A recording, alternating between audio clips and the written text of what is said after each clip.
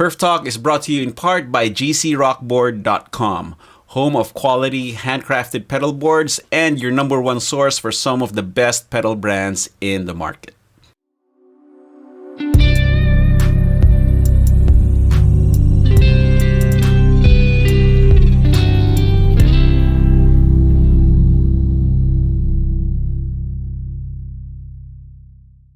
Okay, welcome everybody to PerfTalk, and today we have YouTube's most favorite Filipino guitar guy, Who, you? RJ Ronquillo. No, you, RJ Ronquillo. Hello, kumusta? Hey RJ, how's it going? Going good. Good to see you, Perf. I got my new shirt in the mail just now. Nice. Yeah, so how did you get started? So my dad had instruments throughout the house, and he played a little bit of piano, guitar, saxophone, sang, typical Filipino people, played a bunch of instruments. And it probably wasn't until, the mid-'80s, we had MTV, everything was on, TV, you're seeing live music and everything. So that was pretty much like a big influence. And then, like most people, in my age group, Back to the Future, when that came out, cool kids playing guitar on the big screen, you're like, wow, I want to do that. So it's a very common story that I've heard from many of my friends too. Like Back to the Future was kind of the instigator for, getting into guitar. And that was probably, I was probably around 8 or 9 years old. So I kind of noodled around on some, student acoustic that my dad had, and figured stuff out on my own. And then I asked him if I could take guitar lessons at the local music store, which I signed up for, and I went through the Mel Bay Blue book, which teaches you the most basic stuff. Mary Had a Little Lamb and all that stuff. And then gradually started learning, blues and rock stuff. And I kind of stopped taking guitar lessons and started learning stuff on my own for a little bit. I was picking up all the Guitar Player magazines, all the Guitar for the Practicing Musician magazines, and learning the tabs that were in those mags and everything. And then eventually I kind of wanted to learn more different styles of music, so I took jazz guitar lessons when I was like 13.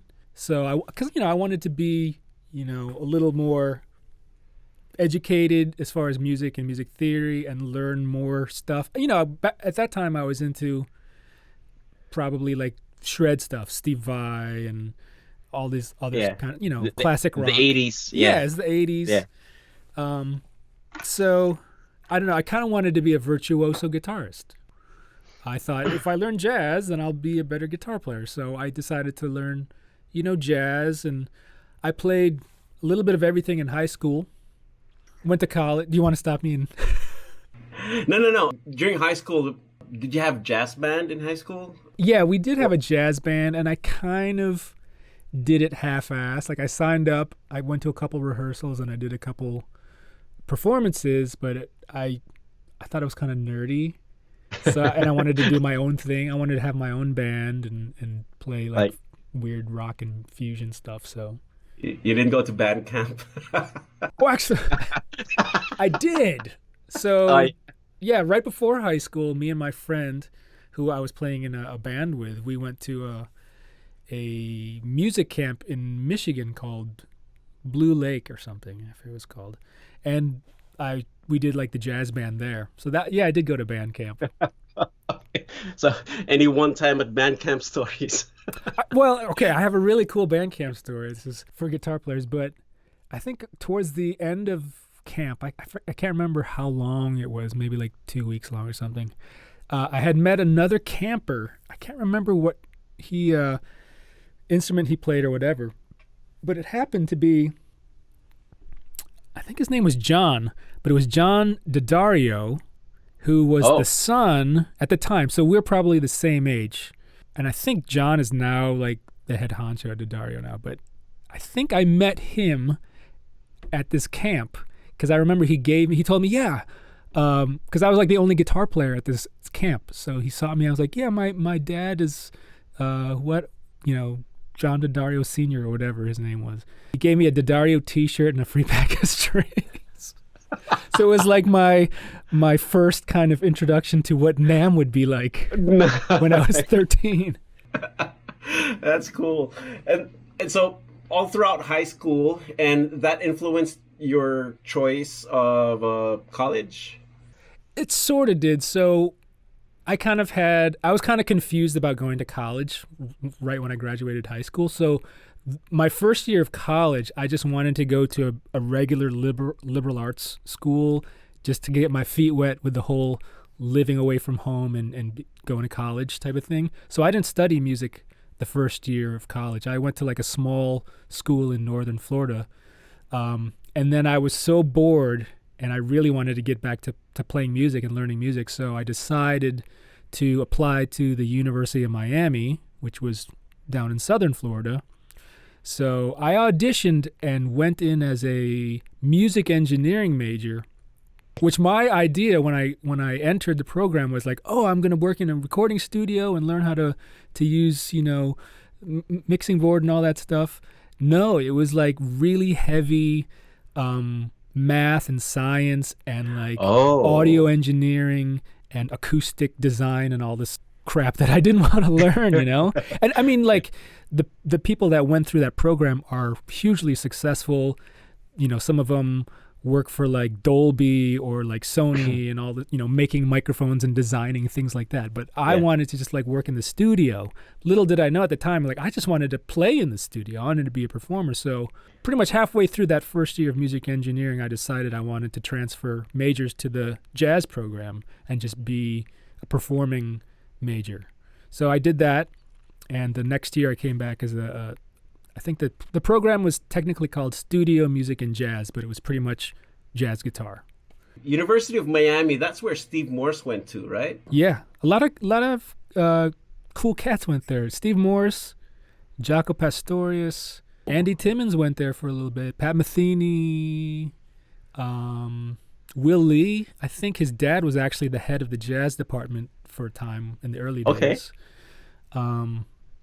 Some other great players too, but I was more excited that Andy Timmons had gone there for a little bit. Like, whoa, Andy Timmons, he's awesome.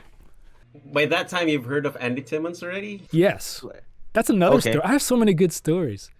So, in the States, in the, I would say, kind of mid '80s to the '90s, there was I guess it was a summer camp as well, but it was called National Guitar Summer Workshop. Yeah. So, it was in Connecticut.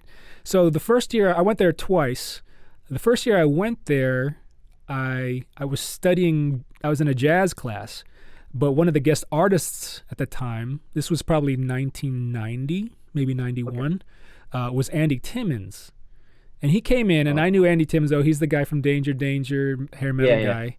But he came into my jazz class and started jamming like jazz licks, and I was like, what, how does this guy know jazz, And then later that evening or the next evening he performed and he was playing like all this really cool fusion-y blues, jazz metal stuff. I'm like, he became like my favorite guitar player, and to this day I used to have a cassette of that performance that I listened to over and over again. I can't find it anymore, but I wish I had that, because it was a bootleg of early Andy Timmons and it was so good. So he was like really influential to kind of the way I play now, subconsciously. Okay. Nice, because back in the Philippines, I've only heard of Andy Timmons for that Danger record, and then there's a short clip there where he started playing jazz lines, and then he got yelled at, "Hey, Andy, rock out," or something, some cheesy thing like that. And then he went for a clinic. He was away from the hair metal look already. Yeah. And my friend brought his Danger CD.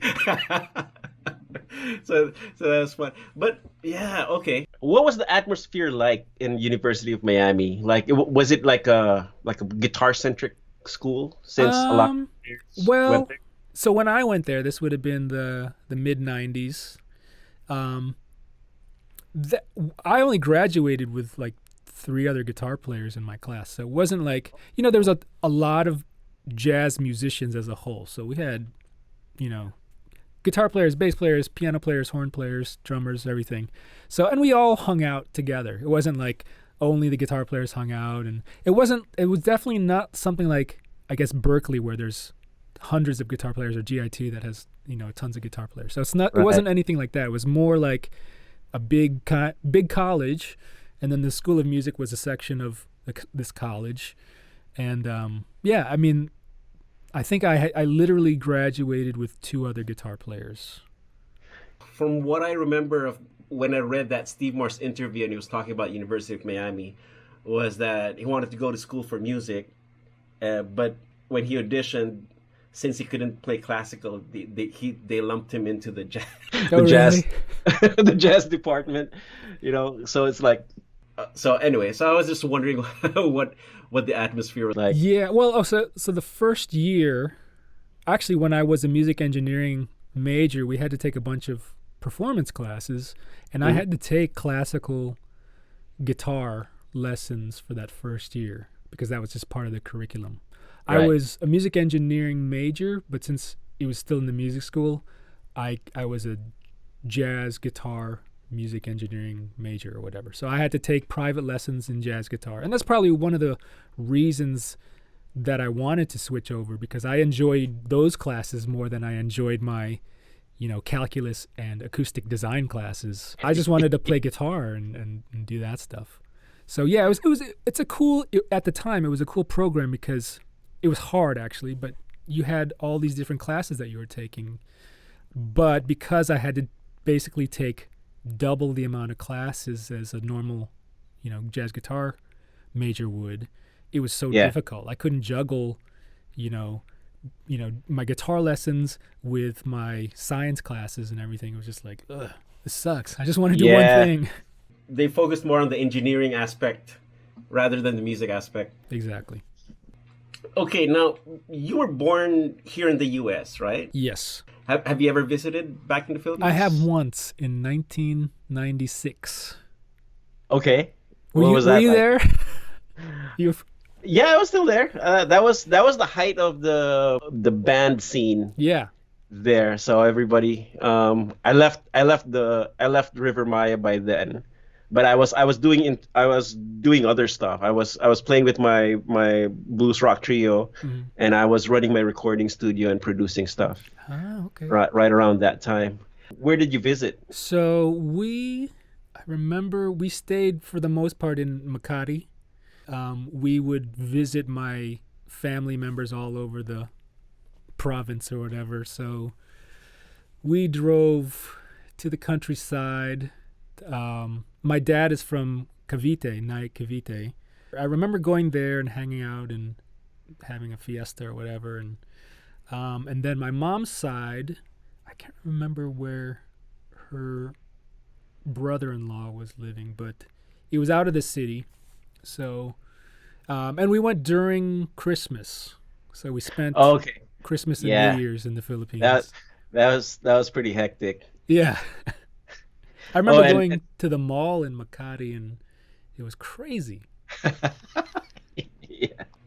And then if you stayed there until New Year, then you've experienced like Philippines New Year with the fireworks and all that. And the gunshots, yeah.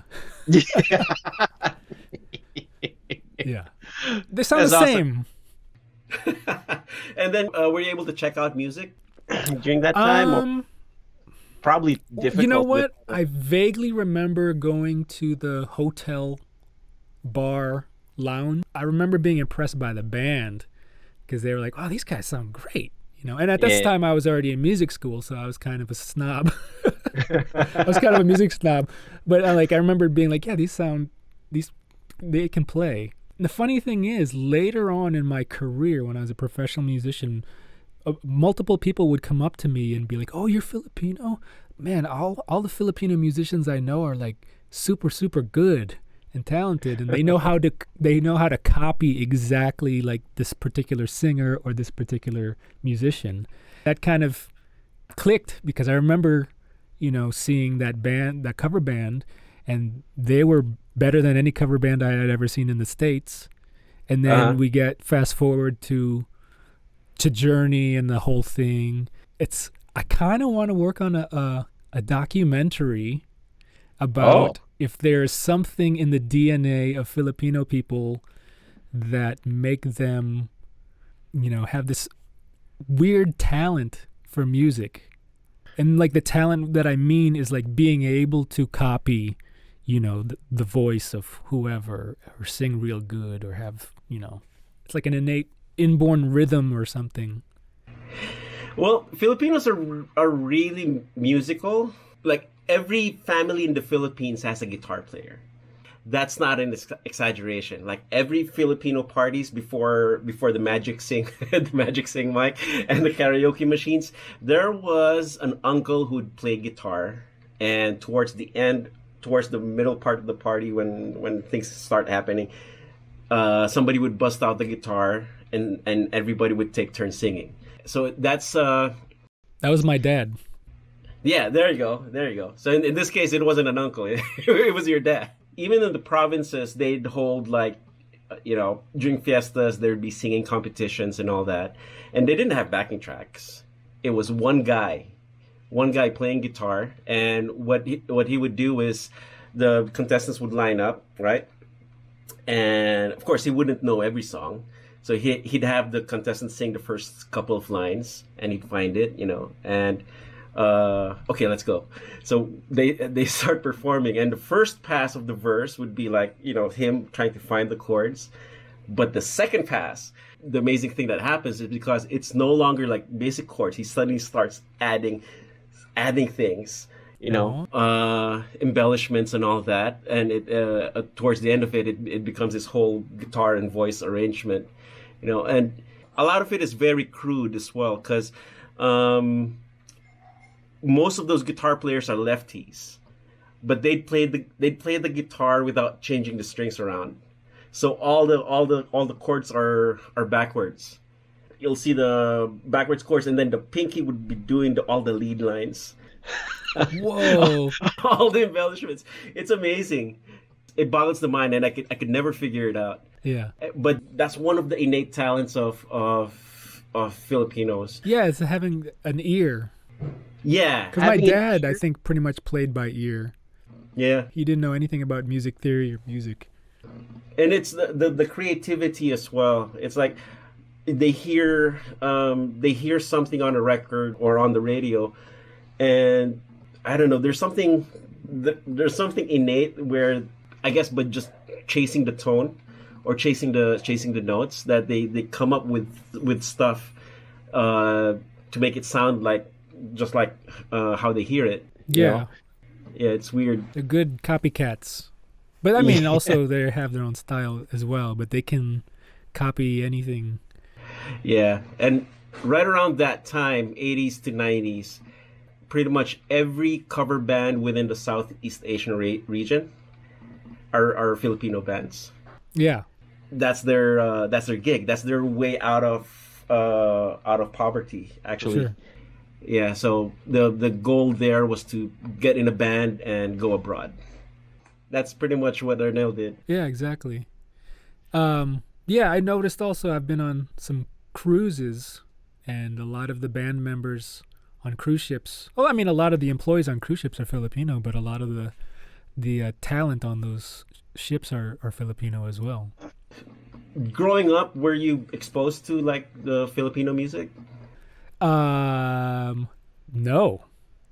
I when I think back at it, I couldn't name you one Filipino song. I mean, Dahil Sa'yo I didn't know about until like 10 years ago. You know? Okay. But yeah, my parents never really sang traditional Filipino songs that I remember. And some of the, my parents always had records, and there might have been like one or two Filipino records that I can't even remember who it was. But for most part, it was like English music. As far as culture goes, Philippines is a mixed match of everything. Yeah. Yeah, Asian, Spanish, American. The only connection I have to Filipino music is my name. When my parents had told me that I was named after RJ and the Riots, Ramon Jacinto, I guess they used to go to like whatever parties and RJ and the Riots would play. So they never knew him, but they knew of him or whatever. So they actually I guess they decided to call me RJ and then figured out what the R and the J would stand for later. But yeah, that's the story they tell me, that I was named after Ramon Jacinto. And funny enough, a couple NAMs ago, I got to meet him and like jam with him and talk about, my story and everything. Yeah. Yeah, so we got to connect, and I showed my dad the picture of me and Ramon Jacinto. It was cool. Nice. Yeah, I was kind of wondering about that, because like RJ, the way it's spelled or written, that's pretty much his signature. Yeah, and funny enough, when I went to the Philippines, I freaked out when I saw everything RJ Cafe, RJ Music Store, RJ Guitars. I was like, oh my God, what's going on? Is that all for me? But then like I'm like, oh my God, that's Ramon Jacinto stuff. And I learned about how he became this Dick Clark of the Philippines and runs the radio stations and all these clubs and music stores and everything. And I think that's so cool.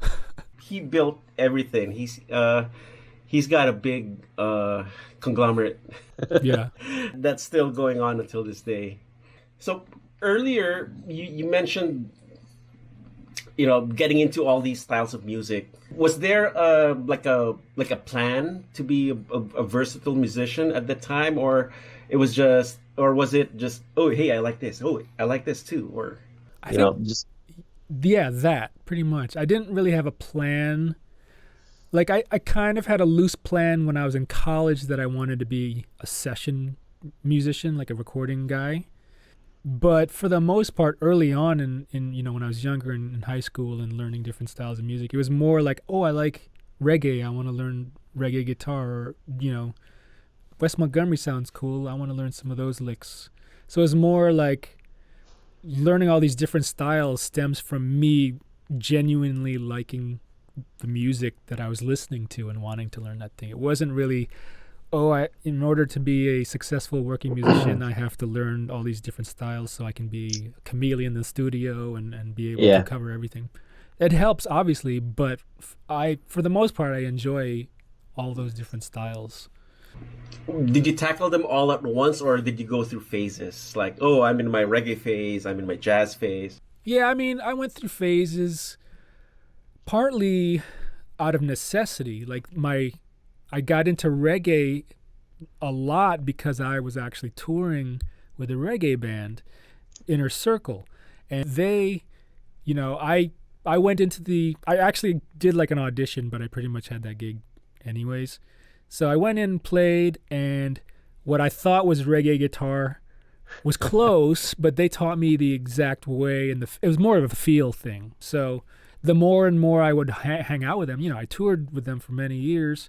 So I was on the bus, and backstage with them and hanging out, and they were playing music and all this stuff. And I was learning about reggae and reggae history. And so I was around it so much that, I was listening to it all the time. And I still love it to this day. I mean, I listen to it every day when I'm working out or whatever.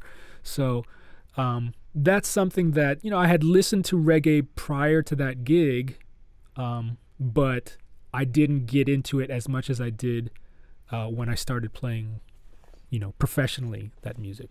And same thing with like R&B. I listened to some R&B music, but I didn't get really into it until I started playing it in cover bands and weddings and clubs and stuff, and learning more about it. And that's part of my personality. If I'm kind of immersed in something, whether it's music or a music style or like a hobby, I obsess over it, and what my wife calls nerding out. So I'll go on YouTube and just watch a bunch of videos about, whatever, motorcycles or skateboarding or something for like months. And that's part of my personality. I don't know if it's obsessive or I just like get really into what I'm doing or focused on. You know, that's a common trait about with people who get really good at what they do. Like personally, when I was starting out, I didn't stop at CC DeVille. I didn't stop at Slash.